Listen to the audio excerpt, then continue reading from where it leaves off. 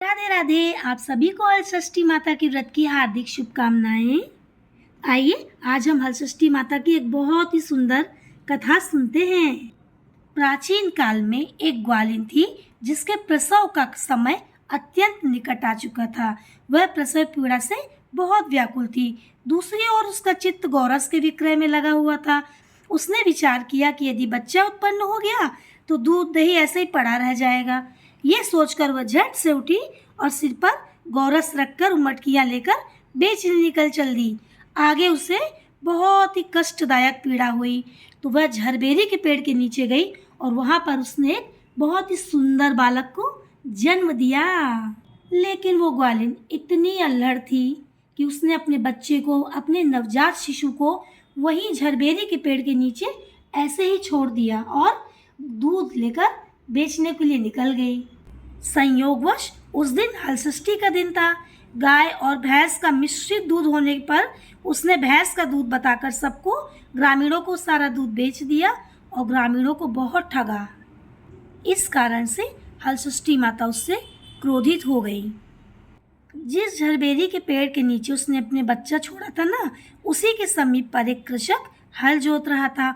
अकस्मात बैलों के भिड़ने के कारण वह बच्चा चपेट में आ गया हल की और वहीं पर घायल होकर खत्म हो गया। उस बच्चे का पेट फट गया और लड़का वहीं अकस्मात मर गया।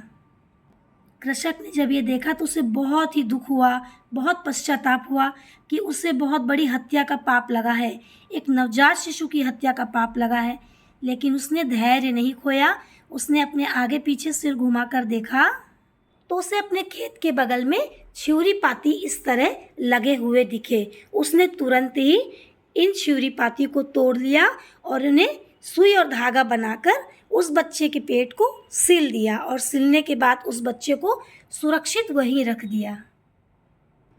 ग्वालिन जब दूध बेचकर वापस आई तो उसने अपने बच्चे को इस अवस्था में देखा तो वह विलाप करके रोने लगी कि हे भगवान, मुझसे ऐसा कौन सा पाप हो गया जो मेरा नवजात शिशु अभी दुनिया में आया था और आते ही उसका स्वर्गवास हो गया। वह भगवान के पास दोबारा चला गया। यह बोलकर वह विलाप करने लगी। तभी वहाँ पर वही कृषक आ गया और उसने ग्वालिन के पैर पकड़ लिए और कहा, हे बहन, मुझे क्षमा कर दो, ये मुझसे गलती हो गई है, मैं देख नहीं पाया।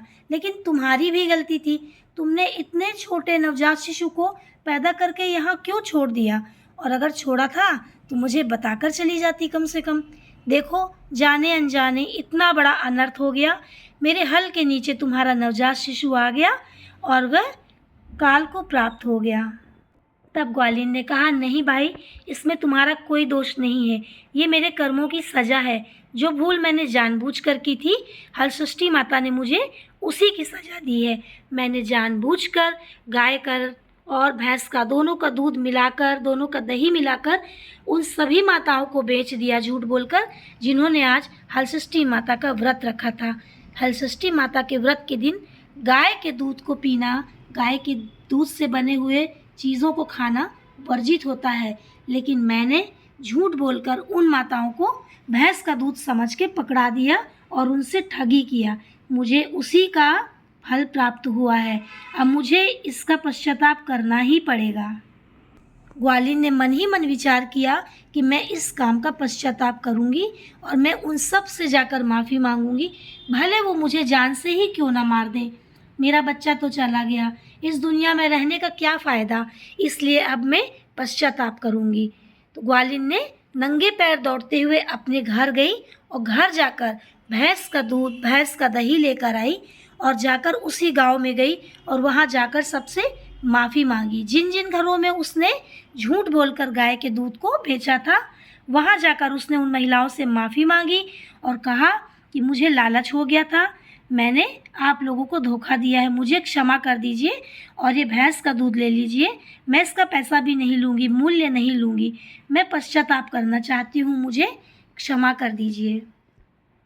ग्वालिन की इस तरह चित्कार करने से, इस तरह क्षमा मांगने से वो सारी स्त्रियां, दयालु स्त्रियां जो थीं, उन्होंने दिल से ग्वालिन को क्षमा कर दिया और कहा, जाओ, तुम्हारे बच्चे स्वस्थ रहें, दीर्घायु रहें, तुम दूधो नहाओ, पूतो फलो। ऐसा विचार सोचकर वो वापस आई और आकर वहीं झरबेरी के पास देखा तो क्या देखती है, उसका छोटा सा बच्चा किलकारी मार के हंस रहा था और वहाँ पर बगल में खड़े होकर किसान उसे खिला रहा था। जब उसने अपने बच्चे को इस रूप में देखा तो वो इतनी खुश हुई कि उसकी खुशी का पारावार न रहा। तभी उसका ध्यान अपने बच्चे के फटे हुए पेट के ऊपर गया। उसका पेट भी पहले से अच्छा हो गया था, अब उसमें कोई कांटे नहीं थे, किसी तरह के कोई टाँके नहीं लगे हुए थे। एक स्वस्थ बच्चे की तरह उसका बच्चा खेल रहा था। ग्वालिन समझ चुकी थी कि ये सब हलषष्ठी माता की कृपा से हुआ है। उसने अपने बच्चे को गोद में उठाया, बहुत सारा दुलार किया और घर आई। हाथ पैर मुँह धोकर उसने हलषष्ठी माता की पूजा की, अर्चना की, हलषष्ठी माता से क्षमा मांगी और कहा, हे माँ, मुझसे जाने अनजाने जो भी गलती हुई थी, जो भी पाप हुआ था, उसे आप क्षमा करें। मेरी गलतियों की सज़ा मेरे पुत्र को कभी मत देना माँ। मेरी भलाई, मेरी उम्र मेरे बच्चे को लग जाए, मेरी बच्चे को लंबी उम्र देना, दीर्घायु रखना, स्वस्थ रखना। उस दिन से हर साल ग्वालिन हलषष्ठी माता के दिन भैंस का दूध, भैंस का दही और भैंस का घी ले जाकर अपनी तरफ से फ्री में सबको देने लगी। जो स्त्रियां व्रत रखती थी उनकी सहायता करने लगी।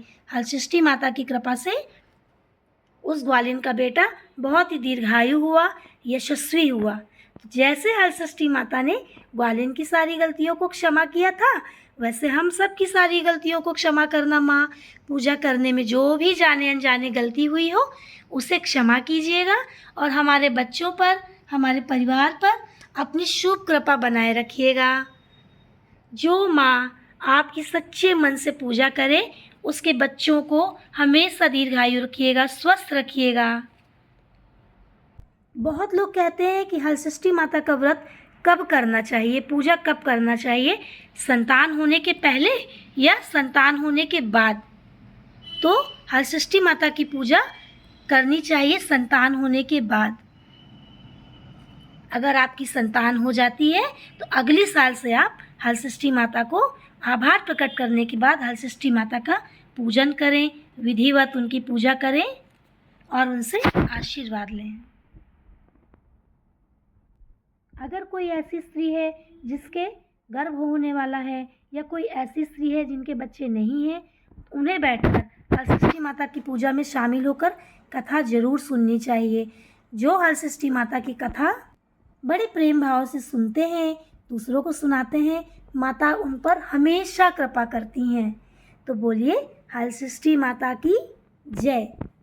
ऐसा कहकर जो अक्षत आपने हाथ में लिए हैं वो यहाँ पर चढ़ा देने चाहिए और माता से प्रार्थना करें कि जो भी भूल चूक हुई हो उसे क्षमा करें, अच्छे से अगली साल फिर से आए, हमारे बच्चों को सद्बुद्धि दें, ज्ञान दें, ताकि वो गलत मार्ग पे न चलें। बोलो हलषष्ठी माता की जय। अगर आपको वीडियो अच्छा लगा हो तो प्लीज़ कमेंट में ज़रूर बताइएगा। जय हलषष्ठी माता।